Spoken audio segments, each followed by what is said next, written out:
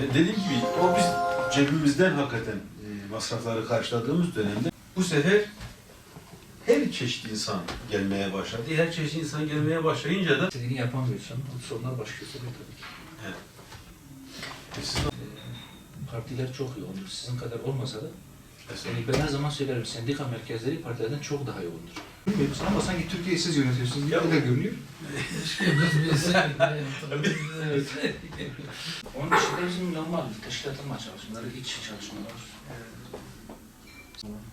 Kudüs'le alakalı mesele vardı gündemde. Türkiye'nin 3 bölgesinde. Fakat kim yaparsa yapsın, özellikle bu ihanet projesi ilan edildikten sonra kim yaparsa yapsın biz destek olma, katılma, sahip çıkma noktasında bir karar aldık. ortak değerlerimizde kesinlikle tekfir olmamız lazım. Elbette. Yani biz o tür mesela Kudüs gibi